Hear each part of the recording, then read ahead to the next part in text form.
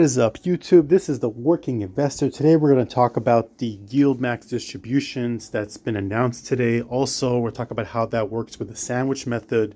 And we'll talk about what's going on with DIPS, DIPS, the inverse ETF of NVDY, why there is nothing announced. And I've reached out to yield max. Just in case you guys ever want to know where to find this, all you got to go is into the yield max website.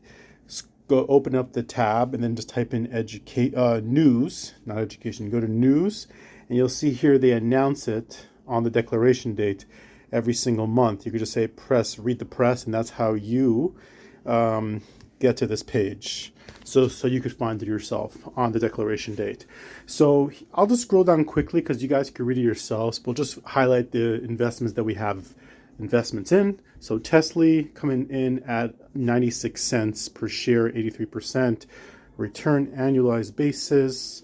NVDY $1.25, which is 64% annualized return. AMZY unfortunately did a little disappointing, only close to 50 cents, 47 cents per share. Still not bad, 30.68% annualized return. I was looking into FEPI just for a hot second there, and FEPI, FEPI, they're giving like 27% annualized return. So this already beats the FEPI and a lot of other high yield dividend ETFs. So still not too bad, but for yield max you would expect more. But you know, it was a bad month, and of course, yeah, we'll take it from there. You know, Facebook actually did okay. Oh my goodness, I actually got out of Google and Google actually did a little better than Amazon. I also got out of Apple. Apple actually did worse. So I guess it's kind of like in the middle of the ground. CONY, $1 in CONY. And going down over here, you could see Misty. A lot of people do Misty, but you know, $1.94. Crash, which is the inverse of TSLY, 84 cents per share.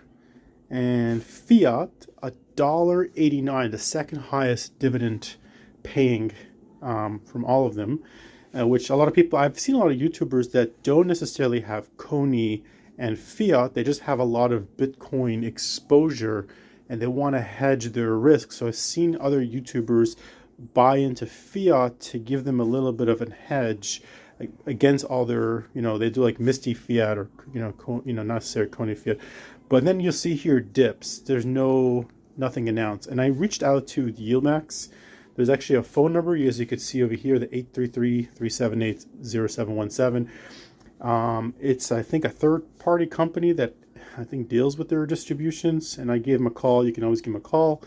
And they told me that because DIPS came out on July 23rd, even though Fiat came out also out in July, but it came out around July 9th, but DIPS was closer to distribution date. So they said that there won't be a distribution this month, but there may be, they expect and anticipate, you know, further months there will be distributions. That's what they told me. They have no reason why not, so on and so forth. So we'll take it one step at a time. So the question is like, how is this working out? So because I look at the thing holistically, and I look at the sum of the parts. I'm going to do my sandwiches where I hedge a synthetic covered call to a synthetic covered put. So let's look at CONY and Fiat. CONY gave about $1. This is from the yield max paper I just showed you. They say it's about an annualized 75% return if you annualize this return, this dividend distribution, or a 4.61% return in about a month. And then Fiat is a whopping $1.89. They didn't give you the breakdown, so I just calculated it's trading roughly like $21.60, give or take a few pennies. It's going up and down. So if you analyze it, it's 105% annualized, or a whopping 8.75% return. So of course I need to average it. So the average of the two is about $1.44. Either 1.44.5, whatever, $1.44 if you want to round it down per share, which is about a 90% annualized return by holding this sandwich. Of course, we'll have to see how the NAV does, how it recovers after distribution. But so far, the up and down swings have kept me mostly whole. And then the TSLY and Crash, 96 cents for TSLY. And so if you, this is from their paper, they say if you analyze it's 83% or 4.26% return in a month. And then CRSH, which is the inverse, I should have put the dollar sign there, 84 cents per share or 61% annualized or 4.31% return. So average is about 90 cents and per share and about 82% annualized return, which is not bad. Of course, like I said, AMZY is about 30%. And then I didn't put in the NVDY and the dips, but I mean, I should actually lower the distribution because even though NVIDIA is paying $1.25, I need to put that in the, because the dips is not paying out a distribution. I'm probably getting a lower return because if I average, you know, all the money that I have in dips, which didn't pay a distribution, that would lower my return. So it's going to be a little less for me this month. But now I know going forward that it hopefully should be rock and roll. And of course, I took a risk by getting into these funds like hot off the press, literally, you know, like days after they came out. So this is the con of getting into these funds too soon.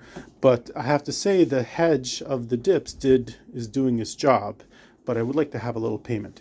Anyways, I wanted to share this with you guys just so you know, you could extrapolate from, you know, the way I look at it in life is that we all have an expiration date, like options have expiration dates.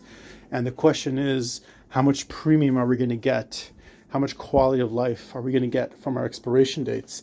And you could think of it like just like in options, the more implied volatility, the more rich the premium is. So I would say, they say that in life you got to take some swings in life. You got to make some moves. You got to take some risks, you know, within certain measure and try to be the best you can be. So I guess the more, you know, risk and challenges increases volatility. So I guess the more you challenge yourself and live your most fullest potential, the more volatility, hence the more premium quality of your life before expiration.